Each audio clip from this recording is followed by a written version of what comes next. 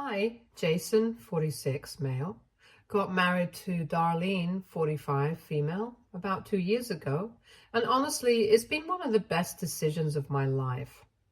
But getting to the point wasn't easy for either of us, especially Darlene. She had been through the ringer in her previous marriage with her ex-husband, Tom, 49. They were together for over 15 years, and it was 15 years too long, if you ask me. Tom was a real piece of work.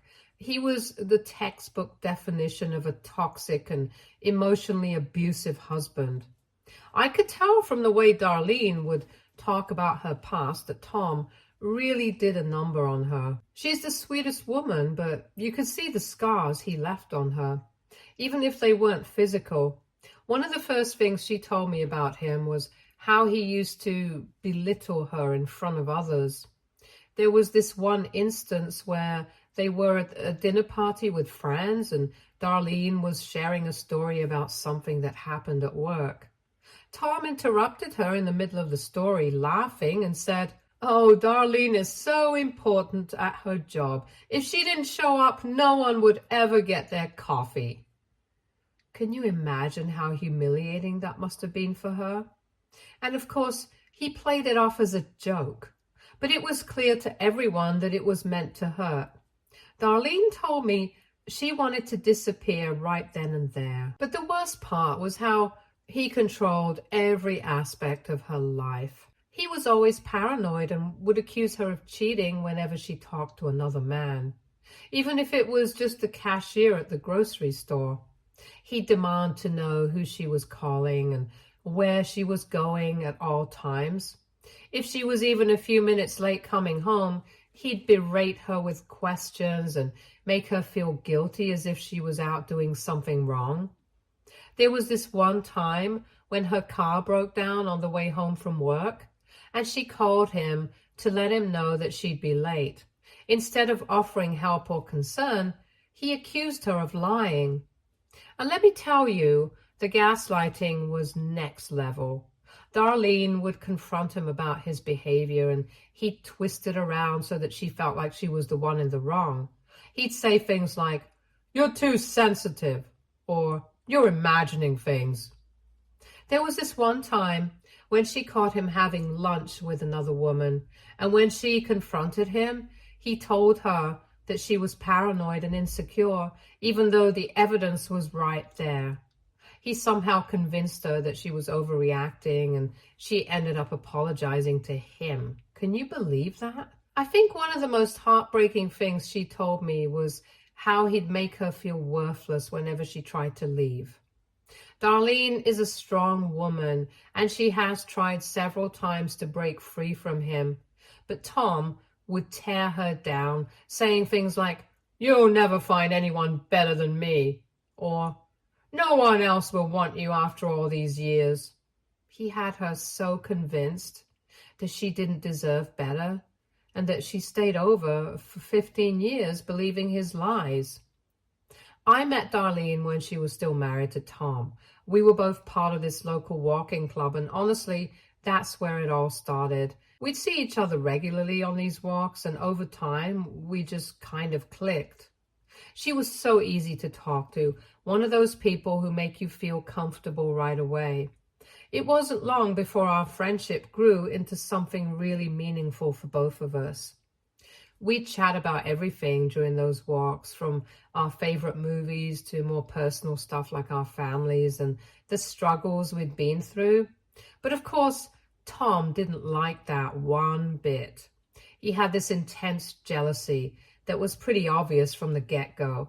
At first, I didn't really understand why Darlene would go quiet for days at a time. She'd suddenly stop responding to my texts or wouldn't show up to our walking group meetings. I was confused and honestly a bit hurt. But I figured she had her reasons. Eventually, she told me that Tom had a problem with our friendship. He'd get furious whenever he found out we'd been talking or that she'd been out walking with the group, especially if I was there. He accused her of having feelings for me, which at that point she didn't. We were genuinely just friends, but in Tom's twisted mind, any man who showed her attention was a threat. There was this one time I remember clearly. Darlene and I had just finished a walk and we stopped by a cafe to grab a coffee. It was all innocent. We were just chatting about how nice the weather was and making small talk. But apparently someone Tom knew saw us and mentioned it to him later. The next thing I know, Darlene's disappeared off the face of the earth for nearly a month. When she finally resurfaced, she told me that Tom had gone off the rails, accusing her of cheating and demanding that she stop talking to me altogether. He even went as far as to take her car keys. To him, the fact that we enjoyed each other's company was enough to set him off. What really got to me was how she'd apologize every time she pulled away. She'd say things like, "I'm sorry, Jason. I just can't handle the drama at home right now."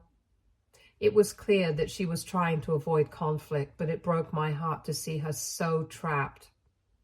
I tried to reassure her, telling her that I'd be there whenever she was ready to come back and that there was no pressure. But it was obvious that the situation with Tom was eating her alive. The more I learned about Tom and his behavior, the more protective I felt over Darlene. She didn't deserve any of it. She was always so kind and considerate, going out of her way to make sure everyone else was okay, even when she was dealing with so much. I think that's what made it all the more painful to see her pulled away from things she loved because of Tom's insecurities and control issues. Eventually, after one too many of these incidents, Darlene started to open up more about what life was really like with Tom. She told me about the constant accusations, the belittling comments, and how he'd twist everything to make her feel like she was the one in the wrong. It became clear that this wasn't just about me. Tom was a toxic presence in every aspect of her life. He'd isolate her from friends, criticize her looks, her cooking, her job, everything. He was slowly chipping away at her self-esteem, making her feel like she couldn't do anything right. Leaving Tom was the hardest thing Darlene had ever had to do. After 15 years of putting up with his controlling and abusive behavior, she'd finally reached her breaking point, and somehow the straw that broke the camel's back was something as simple as oversalting the food. It was just one of those days where nothing seemed to go right. Darlene had been rushing to get dinner on the table after a long day, and she accidentally added too much salt to the dish. It wasn't even that bad, honestly, but Tom lost it. He started yelling at her, calling her names, making her feel like she was the worst wife in the world. But this time, something inside Darlene just clicked. She didn't argue back, didn't try to defend herself like she usually did. She just sat there quietly, taking it all in. And I think that's when she realized she couldn't do it anymore. The next day, while Tom was at work, she packed her things and left. She didn't know where else to go, so she came to me for help. And when she showed up at my door, she looked exhausted, like she hadn't slept in weeks. I didn't hesitate for a second. I took her in, no questions asked. The next few months were really tough as she went through the divorce process. I've never seen anyone so worn down by life. Darlene was a shell of herself, but she was also determined. She knew she deserved better, even if it was hard for her to see it sometimes. Every day was a new challenge. Tom wasn't exactly making the divorce easy.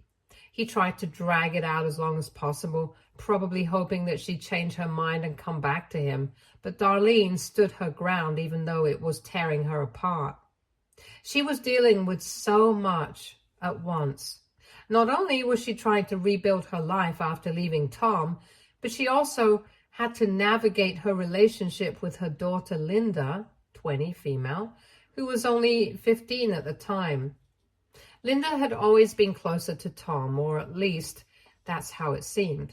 She idolized her dad and couldn't understand why her mom had left him so suddenly. I could see the pain in Darlene's eyes every time Linda would call, crying and asking why she'd broken up the family. Linda felt betrayed, like her mom had abandoned her and their family without any warning. I remember one night Darlene was sitting at my kitchen table, her phone in hand, tears streaming down her face. She had just gotten off the plane with Linda, who had once again begged her to come back home. Linda didn't know the full extent of what had been going on between her parents. How could she? Tom had been careful to keep up appearances in front of her. He was always the doting father when Linda was around, but behind closed doors, he was a different person. Darlene had tried to explain to Linda why she had to leave, but it was hard for a 15-year-old to understand the complexities of an abusive marriage. I did my best to support Darlene through all of this, but I could tell she was struggling. She felt guilty for leaving Linda behind, even though she knew it was the right thing to do for her own sanity. The guilt was eating her up inside, and she was worried constantly about how Linda was coping, and it didn't help that Tom was feeding Linda lies, trying to paint Darlene as the villain in all of this. He'd tell her things like, "Your mom doesn't care about us anymore," or "She left because she wanted to be with him," which was complete BS. But Linda was young and confused, and she didn't know who to believe. Because of this, Linda always hated me even before I started dating Darlene. It didn't matter that I'd been there for her mom during some of the toughest times of her life. To Linda, I was the guy who came between her parents and ruined everything. So when Darlene and I started dating about a year ago, Linda wasn't exactly thrilled. Darlene and I had known each other for years by that point, so when we decided to make our relationship official, it felt like the most natural thing in the world. We got married within a few months, which might seem quick to some people, but it felt right for us. We were extremely happy, and for the first time in a long time, Darlene was too. But Linda still hated me. She refused to attend our wedding, which was really hard on Darlene. I could tell it hurt her deeply, but she tried to brush it off, saying Linda just needed time to adjust. I was hoping that maybe once she saw how happy her mom was, she'd come around, but that didn't happen. Linda kept her distance, barely speaking to either of us unless she had to. Then, about a year ago, Darlene lost her job. It was completely out of the blue. Her company went under, and just like that, she was out of work. Darlene's income had been a big help, especially since she'd been helping Linda out with her rent. But with no job, she couldn't afford to keep doing that, and Linda had no choice but to move in with us. I was renting a house. I knew it was going to be awkward, but I was willing to make it work for Darlene's sake. From the moment Linda moved in, the tension in the house was thick enough to cut with a knife. She didn't want to be there, and it was obvious that she blamed me for it, even though I had nothing to do with her mom losing her job. I tried to be friendly, to give her space, but it didn't seem to matter. She avoided me like the plague and would only talk to Darlene when I wasn't around. If I walked into a room, she'd either leave or just sit there in complete silence, scrolling through her phone. Last week was my birthday, and honestly, I wasn't expecting much. I know at my age, birthdays aren't supposed to be a big deal, but I've always loved them. There's just something about having a day that's all yours, you know? I don't need anything fancy. A small celebration with the people I care about is more than enough. So I was actually looking forward to it, even if it was just going to be a quiet evening with Darlene, neighbors, and friends from all over the town. I wasn't expecting anything from Linda, to be honest.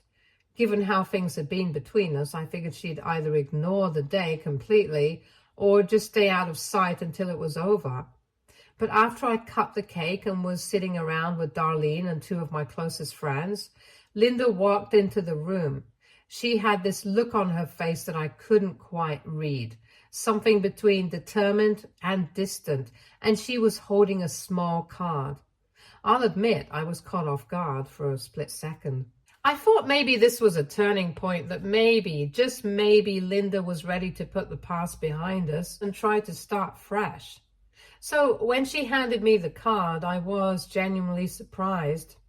Darlene looked just as shocked as I felt, and there was this moment of hope that maybe things were finally starting to change. I smiled at Linda, trying to convey how much the gesture meant to me, and I could see Darlene's eyes light up with cautious optimism. It felt like a big deal, like maybe we were finally getting somewhere. But then I opened the card. My heart dropped the moment I read the words inside. Inside of a message of goodwill or even just a simple happy birthday, the card said, "I hate you for marrying my son, and I hope you—" I couldn't believe it. I just stared at the words, my mind struggling to process what I was seeing. It felt like a punch to the gut, like all the progress I thought we might have been making was just an illusion. I was heartbroken. I didn't know what to say or do. The room fell into this awkward, tense silence. My parents, who had been laughing and chatting just moments before, looked completely uncomfortable. And Darlene, she was just devastated. I could see the pain in her eyes as she realized how much Linda's words had hurt me. She reached out to take the card from my hands, as if hoping that by taking it away, she could somehow erase the damage it had done. I went to my room, shut the door, and didn't come out for the entire evening. I just couldn't face anyone after what had happened. I felt humiliated in front of the people I loved, especially on what was supposed to be a happy day. As I sat there alone, the reality of the situation hit me hard.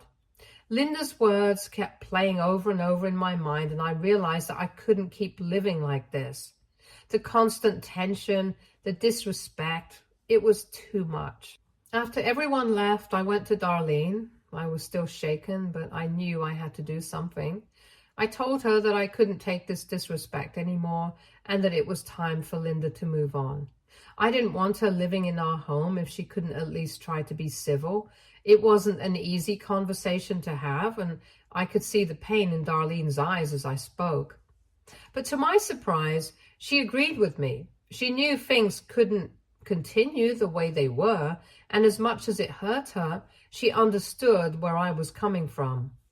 The same evening, we sat Linda down to tell her that she had a month to find a new place and move out. She was confused at first, like she didn't understand why we were doing this, but then the reality of it sunk in, and she exploded. She yelled at Darlene, accusing her of being a horrible mother and of choosing me over her own daughter. It was brutal. Linda was in tears, and Darlene looked like she was about to break down herself. But we both knew this was the right decision, no matter how painful it was. But that wasn't the end of it. We live in a small town, and as these things often do, the story about what happened at my birthday spread like wildfire. I don't know who started it, but soon enough, everyone knew about the card Linda gave me and the fallout from it. It was like a ripple effect. Everywhere Linda went, people seemed to know what had happened. The folks in our town aren't exactly the best at keeping their opinions to themselves, so Linda started getting a lot of side-eye and judgmental looks. It wasn't long before this started to affect her work. Linda works at a local diner, and tips are a big part of her income. She used to do pretty well, but after the story spread, she started getting less and less. Customers who used to chat with her and leave generous tips began to avoid her, and when they did tip, it was barely anything. I think people were shunning her, silently judging her for what she'd done. In a way, it felt like they were taking my side, even though I hadn't wanted it to go this far. Yesterday, I was sitting in the living room, minding my own business and watching some TV, when Linda came in. I wasn't expecting much, honestly. I was just trying to get through the day without any more drama. But then she surprised me. She came right up to me and with this serious look on her face, apologized. She said she was really sorry for everything she had done, especially that awful card on my birthday. Linda admitted that she had been out of line and that she realized how much her actions had hurt me. It was like a different person was standing in front of me, not the angry, resentful girl I'd been dealing with for so long. She told me she was scared that the way things were going, she'd end up alone and broke if she didn't fix things with me. Hearing that from her was like a punch to the gut. For a moment, I just sat there trying to process what she was saying. Part of me wanted to forgive her right then and there, to just let go of all the hurt and start fresh. But then another part of me remembered everything that had happened, how she'd treated me, how she'd made Darlene and me feel like we were constantly walking on eggshells in our own home. So I told her that it was too late. I told her that I'd reached the end of my rope and that I couldn't keep going through this cycle of hope and disappointment. I tried to keep my voice steady, but I think she could hear how tired I was, how drained this whole situation had left me. Linda didn't say much after that. She just nodded, looking like she was about to cry, and walked out of the room. After she left, I just sat there feeling, well, I'm not even sure what I was feeling. Part of me felt relieved, like maybe I'd finally put my foot down and taken a stand for myself. But another part of me felt guilty, like maybe I should have been more open to giving her another chance. I mean, she did apologize, and I could tell she was being sincere. But at the same time, how many times have I tried to be the bigger person only to have it blow up in my face? It's hard because I care about Linda. I don't want her to be alone or to struggle, but I also don't want to keep living in this toxic environment. It's been a nightmare, honestly, and I'm just so tired of it all. But now that she's finally admitted she was wrong and is asking for a chance to make things right, I'm torn. Should I be the bigger person and give her that chance, or is it really too late for that? I can't help but feel like I'm stuck between a rock and a hard place. On one hand, I want to protect myself and Darlene from any more pain, but on the other hand, I can't shake this guilt, like maybe I'm being too harsh or giving up on her too quickly. I keep thinking about how much Darlene loves her daughter and how much she wants things to be okay between all of us. I know that if I completely shut Linda out, it's going to break Darlene's heart, even more than it already has been. But I also know that if I keep letting Linda hurt me, I'm only setting myself up for more disappointment. So, Reddit, what do you think? Should I give Linda another chance and try to rebuild some kind of relationship with her? Or should I stick to my guns and keep my distance to protect myself? I'm really struggling with this, and any advice or insights would be appreciated. Update 1. Hi, everyone. First off, I just want to say thank you for all the comments and suggestions. It really helped me think things through and figure out what was best for everyone involved. After reading your advice and doing a lot of soul searching, I decided that the best course of action was to establish some clear boundaries with Linda. It wasn't an easy decision, but I realized that while I care about Linda and want her to be okay, I also have to protect my own peace of mind. So I sat her down and told her that she would always be a part of the family because she's Darlene's daughter, and that's something that won't change. But I also made it clear that she couldn't stay at our home anymore. The toxic atmosphere was just too much for me to handle, and I knew I couldn't continue living like that. When I told Linda, she didn't take it well. She begged and cried, trying to convince me and Darlene to let her stay. It was heartbreaking to watch, especially seeing Darlene struggle with the decision. As a mother, it was incredibly tough for her to see her daughter in that state. But she stood by me because she knew that this was necessary for all of us. We've both been through so much, and I think we both understood that for any of us to heal, we had to take this step, no matter how painful it was. Yesterday, Linda finally moved out. From what I know, she's staying at a friend's place for now. I was relieved, but also a bit sad when she left. I know this isn't what any of us wanted, but it's where we are right now. I truly hope that she's able to stand on her own 2 feet and start figuring things out for herself. She's still young, and I believe she can turn things around if she really puts her mind to it. One of the hardest parts about this whole situation has been seeing the toll it's taken on Darlene. She's been stuck in the middle trying to support both me and her daughter, and I know that's been incredibly difficult for her. Now that Linda's moved out, I'm hoping we can start to heal and maybe even strengthen our relationship. We've been through so much together, and I want to make sure that we come out of this stronger and more united. There's still a lot to work through, and I'm sure there will be more bumps in the road, but for now, I feel like we've made the right decision. I'm trying to focus on the positives, like the fact that our home feels a little lighter, a little more peaceful, without all the constant arguing and tension. It's not perfect, but it's a step in the right direction. Update 2. Hi everyone, it's been 2 weeks since my last update, and I wish I had better news to share. Unfortunately, things have taken a turn for the worse, and I'm honestly still trying to wrap my head around it. I was hoping that after Linda moved out, we could at least be civil with each other and that the distance would help us both cool off. But it turns out I was really, really wrong about that. So here's the big news. I found out from a friend that Linda has been making some very serious allegations against me. Apparently, she's telling people that she didn't leave my house because of the tension between us or the boundaries I set. No, according to her, she left because I was flirting with her and being inappropriate. When I first heard this, I was stunned, like I couldn't even process what I was hearing. My friend called me up out of the blue, and the way they started the conversation, I could tell something was up. They said they'd heard some concerning things from mutual acquaintances and thought that I should know what was being said about me. I braced myself, but nothing could have prepared me for what they told me. Linda is telling people that I was making advances towards her and that I was behaving in a way that made her feel uncomfortable, and that's why she had moved out. When my friend told me this, I just sat there, speechless. I couldn't believe it.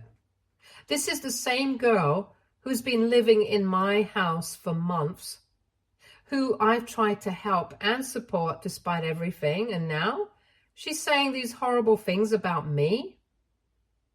Darlene and I were completely at a loss after hearing what Linda was saying. We knew we couldn't just let these accusations fester, so Darlene decided to call Linda and confront her directly. I was sitting right next to her and I could hear the conversation, at least Darlene's side of it. She started off calm, just asking Linda why she was saying these things and trying to get her to understand how serious the accusations were.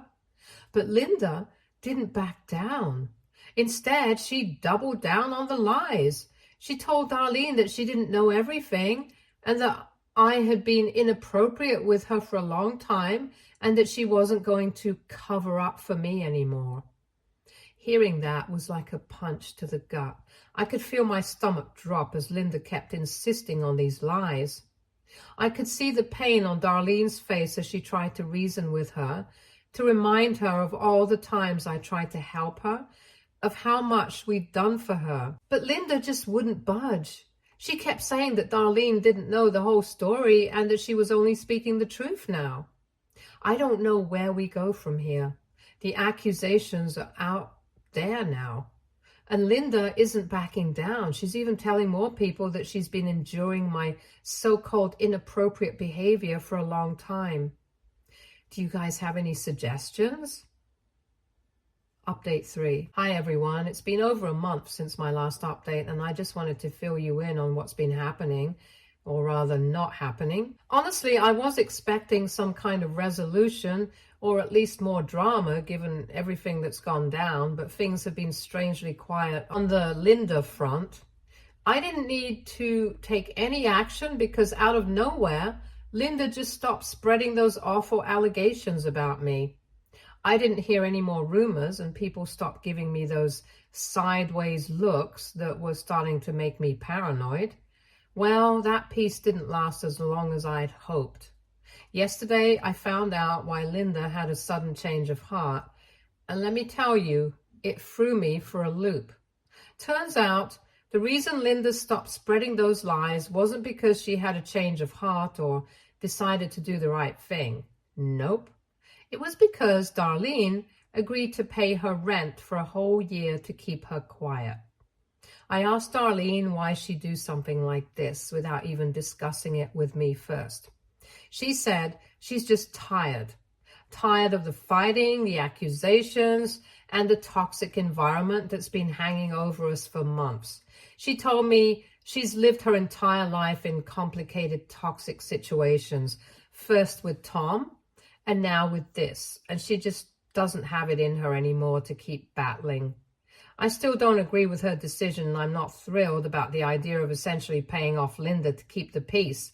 But after thinking about it and talking it out with Darlene, I've decided to let it go. I love Darlene, and I don't want this to drive a wedge between us. I'm going to focus on moving forward with Darlene and trying to rebuild our life together without the constant shadow of Linda's drama hanging over us. Hopefully, this is the last of it. Thanks again, everyone. Your support has meant more than I can say. Stay tuned for more stories from our girl relationships.